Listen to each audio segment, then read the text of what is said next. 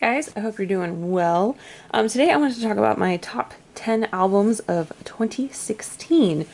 What I tried to do with this list was I was trying very hard to first of all keep it pretty much to like one album per group. So if a group has, multiple releases in the year, I'm not going to just be like, every Oh My Girl release was my favorite.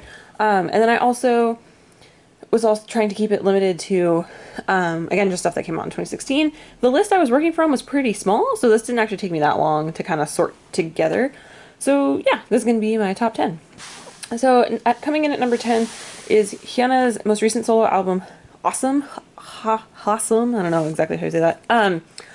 What I really liked about this, despite the fact that it's arguably not completely a Kiana album, I think she played with a lot of really good styles in this album. The title track is actually probably one of the weaker songs on the album. I think You and Me is probably my favorite, which I forget who that is featuring. But I also really liked, I think it's called Wolf, but really pretty much every other B-side with the exception of the title track, which again is not even that bad. It's just not as good as Kiana's other title tracks are. This was just a great album, end to end, a good mini. As much as I am sad that the 4-minute disbandment almost feels like is what created this, and I would rather have 4-minute than have had this album, I still think this was a pretty solid album to add, and yet another jam to put into Kiana's already pretty solid discography. The next album is Mamamoo latest mini album, Memory. What I liked about this versus Melting is I think they played with more styles in this, which I seem to be is kind of my trend for 2016, is what I seem to like more. Declamine, whatever. The title track for this song is awesome. I really enjoyed it. The pre-release of New York is really fun. I like that they kind of broke into little mini subunits, although I will say that Dab Dab is my preferred one. So that's kind of mostly why I picked Memory. Melting is good. It has two of my probably all-time favorite Mamamoo tracks on it, Taller Than You and I Miss You. But what I feel like this does better in the less songs is kind of show a range and variety of Mamamoo, where Melting seems to be focusing much more kind of on a lot of the same sort of sounding songs. So that's also why I picked this one, and it comes in at number 9. Number 8 is actually With Love J, which I think if you saw my top songs of 2016 video will kind of surprise you, because my favorite Jessica song of last year was actually Wonderland in terms of title tracks. Fly as a title track is not a bad song. There are definitely better songs in the album. And when I was listening to this again to kind of decide, is this the one I want to put or whatever, I was actually really surprised with how much I liked this, because I think on its initial release, I didn't like it quite as much, but Big Mini World, Love Me the Same, Golden Sky, Dear Diary, they were just all really good jams, and again had a kind of variety of sounds that I appreciated and liked, and I think it showed a lot of range for Jessica. And the other thing I kind of like about this over Wonderland, which is still also a great album, is that this album really felt like it was for the fans. Like, it had a bunch of different songs that all kind of expressed similar sort of sentiments, and I think that probably talked to me a little bit more as a humongous SNSD fan. And that's kind of what this being her first album since her departure from the group. Coming in at number 7? Yeah, 7. Hilariously is, or I guess aptly, is 4 Minutes Act 7. So Hate is one of my favorite songs from 2016, but I will say this whole mini, which I think is only like 3 or 4 songs, end to end is perfection, with Canvas probably being my second favorite, if not one of my all-time favorite 4-minute tracks. I'm actually really sad it got kind of a crappy, like a weird 360 video for it. As much as I am, again, disappointed that 4-minute is no longer a group, I am really happy, again, that this is kind of the note they went out on. I'm sad no one has really picked up the mantle of this kind of 4-minute sound they were exploring with Act 7 and Crazy. I hope someone will soon, because I want more of it in K-pop. But this was just really an excellent album, and if you haven't listened to it, which I'm sure by now you have, you really should take the time to do so. Number 6 is Twice's latest release, Twice Coaster Lane 1. I have the neon magenta version here. I think Twice's overall albums and B-sides have just really been getting better and better. Their title tracks have always been really strong, but I think that this album, which I'm going to just pull the slipcase off because I think you can see that better maybe. Oh, sorry, it's not even on the slipcase, it's on here. Was just a higher quality in terms of their higher quality in terms of their B-sides, with Ponytail and Jelly Jelly probably being two of my favorite, and TT is an excellent title track.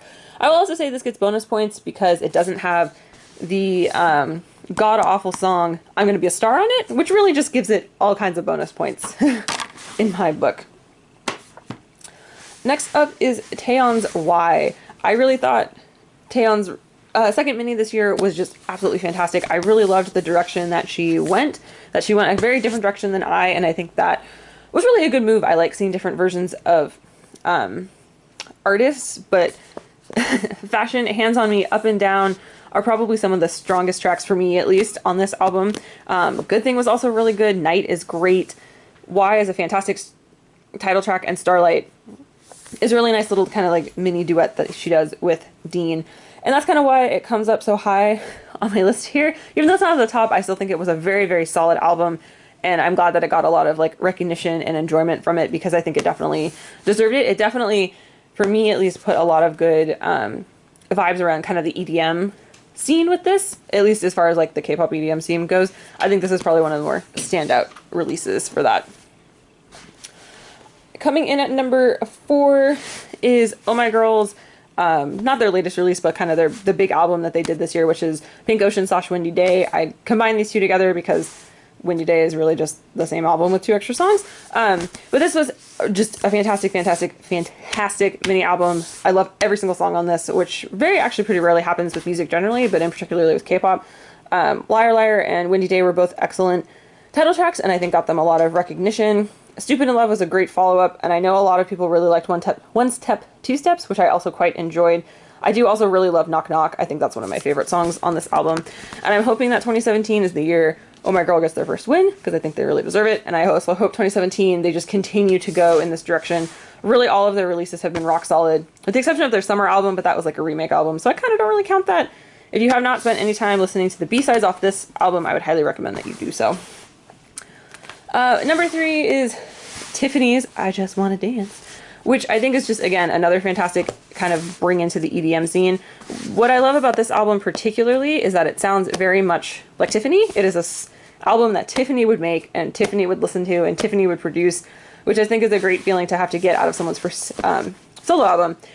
I Just Wanna Dance is great. I think my favorite song on this is actually Yellow Light, followed closely by Fool. What Do I Do is cool because it's written by Seohyun, which is kind of a neat way for the lyrics.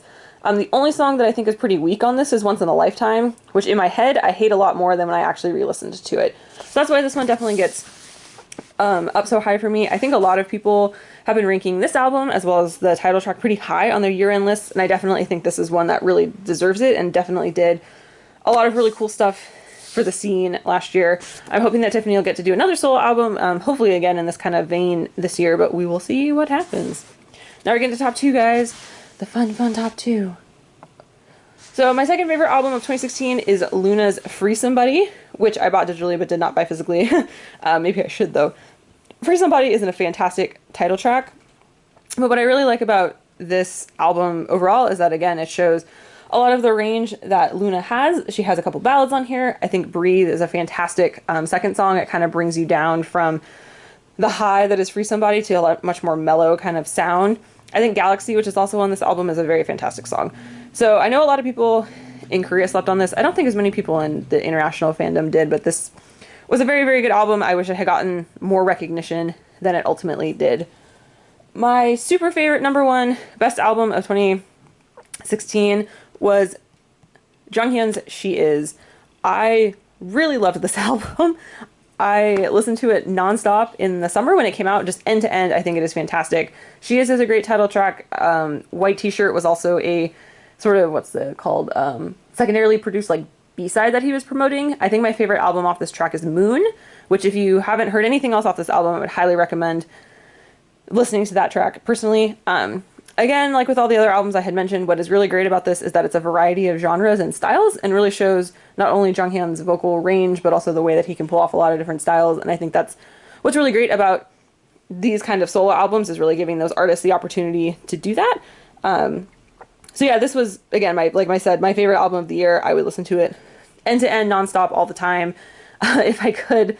And I would definitely recommend checking it out if you have not already. Even if the title track wasn't for you, or some of the other promoted tracks weren't for you, it has a lot of different sounds on it, so you'll probably find something that you like. But yeah, so those were my top 2016 albums. Again, I think 2016 was a really great year for music and K-pop, and hopefully 2017 will continue to go that direction. I would really like to hear what you guys liked from end-to-end albums from last year, so if you have like a video, feel free to leave that down below, or if you just don't want to make videos and just want to mention it, that sounds good too. Anyway, I hope you guys are doing great, and I'll talk to you again soon.